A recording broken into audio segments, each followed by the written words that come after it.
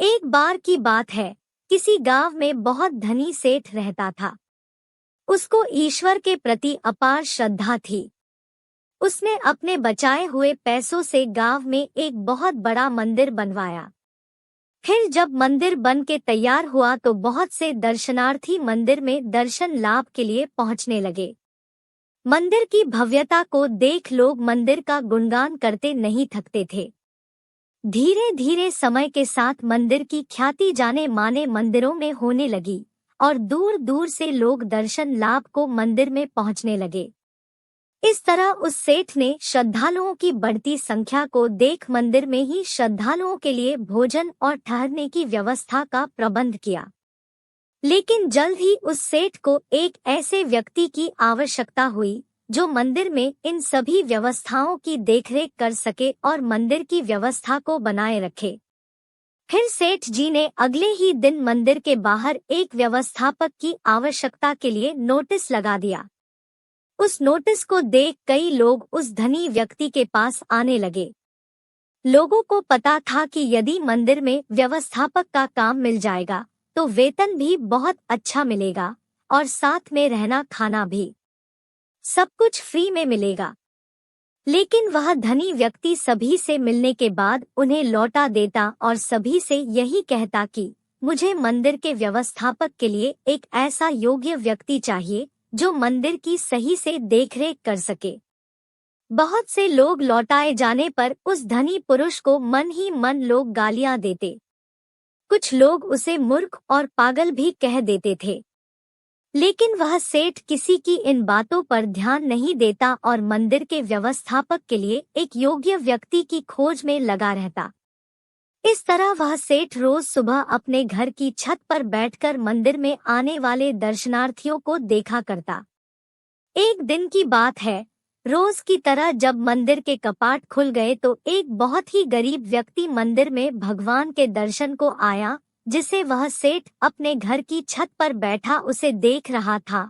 उसने फटे हुए और मैले कपड़े पहने थे, देखने से बहुत पढ़ा लिखा भी नहीं लग रहा था। फिर जब वह गरीब व्यक्ति भगवान का दर्शन करके जाने लगा तो उस सेठ ने उसे अपने पास बुलाया और कहा, क्या आप इस मंदिर की व्यवस्थापक के पद पर रहते हुए क्या मंदिर की व्यवस्था को संभालने का काम करेंगे? सेठ जी की बात सुनकर वह गरीब व्यक्ति बहुत ही आश्चर्य में पड़ गया और हाथ जोड़ते हुए बोला, सेठ जी, मैं तो बहुत गरीब आदमी हूँ और पढ़ा लिखा भी नहीं हूँ, इतने बड़े मंदिर का प्रबंधन में कैसे संभाल सकता हूँ?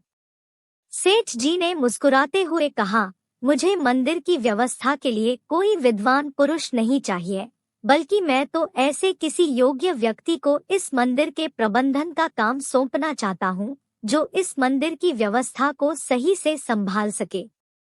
फिर उस गरीब व्यक्ति ने सेठ जी से आश्चर्य से पूछा कि लेकिन इतने सब श्रद्धालुओं में आपने मुझे ही योग्य व्यक्ति क्यों माना? सेठ जी बोले, मैं जानता हूँ कि आप एक योग्य व्यक्ति हैं। मैंने सही व्यक्ति की पहचान के लिए मंदिर के रास्ते में मैंने कई दिनों से एक ईंट का टुकड़ा गाड़ा था जिसका एक कोना ऊपर से निकल आया था और कई दिनों से देख रहा था कि उस ईंट के टुकड़े से कई लोगों को ठोकर लगती थी और कई लोग उस ईंट के टुकड़े से ठोकर खाकर गिर भी जाते थे, लेकिन किसी ने भी उस ईंट के टुकड़े को वहां से हटाने की नहीं सोची। और आप जब मंदिर के दर्शन के लिए आ रहे थे तो आपको उस ईंट के टुकड़े से ठोकर नहीं लगी, लेकिन फिर भी आपने उसे देखकर वहां से हटाने की सोची। फिर मैंने देखा कि आप मजदूर से फावड़ा लेकर गए और उस टुकड़े को खोदकर वहां की भूमि समतल कर दी। धनी व्यक्ति की बात सुनकर उस व्यक्ति ने कहा, मैंने तो कोई महान कार्य नहीं किया है।